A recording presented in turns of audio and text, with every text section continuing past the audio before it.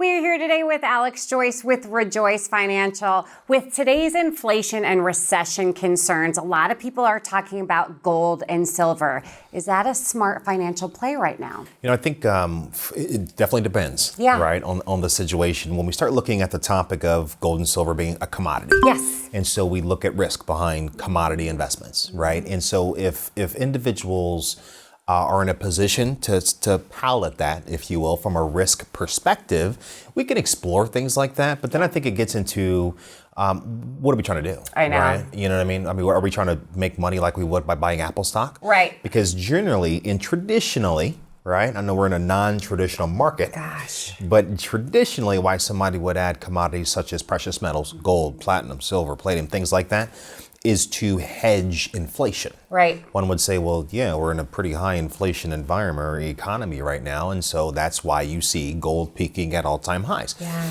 And so, but it's also very important to know when investing in things like that, and just like our economy has peaks and troughs, it's very important to understand how those commodities work. They're mean reverting. They go up, they go down, but they revert back to the mean. Yeah. And so again, by taking on that risk and adding such an asset class in a portfolio, they do not, they're negatively correlated from stocks and bonds, which means they go in different directions. Okay. And so we have to understand, cool idea, good idea.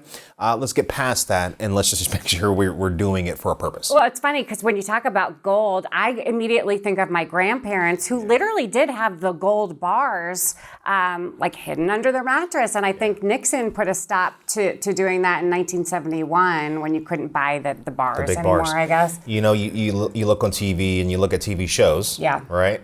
And you say they're pushing gold. We're getting a ton of questions. It's true. And the reason they're doing that is because, for historically, they've been the biggest.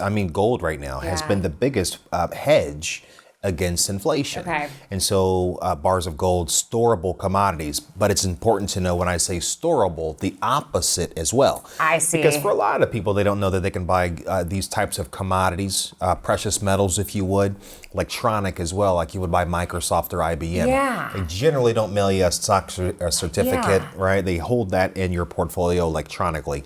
You could do the same thing with different ETFs on these asset classes, commodities as well. Okay, so I want to ask you, since the dollar isn't backed by gold anymore, investing in this precious metal, it won't help you if inflation hits. Is that true? You know what? I think that when we start, and that's just it. Right. Yeah. And if you ask me personally, and I'm opinionated in my industry, and I'm not afraid to voice that. I think once we start really thinking about storable commodities, I think first we have to understand what it takes to store the commodity. And then we have to purchase just enough, and then we have to think about how we want to use that. All right. Because, hey, when you would buy something or something goes down, generally what you do is you cash it in, you can pocket that profit. Taking bars of gold somewhere or silver coins and things like that. Again, so we can start to do estate planning around that. Okay. But then also think of if the world gets into a place where it's that bad, where we're buying gold bars, I think that's better off to be thought through and maybe viewed as currency as opposed to commodity. Okay. So I know everyone's unique, right, in their investments. Everyone's unique. Every situation is unique. It depends on the person and the situation. It does.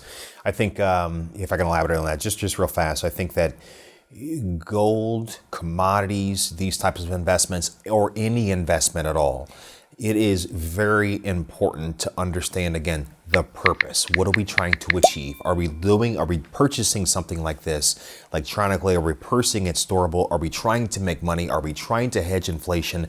Let us just sit down and understand the goal behind it so we can give best advice at time of implementation. Yeah, and there's a lot of old wives' tales out there. Like I've heard, if you should buy silver if you're investing when times are good, buy gold when you're investing when times are bad. They're not tried and true principles. The world has changed, hasn't it? And it's changing daily. Yeah. So the best thing to do for people just to call and get advice. Absolutely. As always, great information, Alex. We have a lot more coming up. Stay tuned.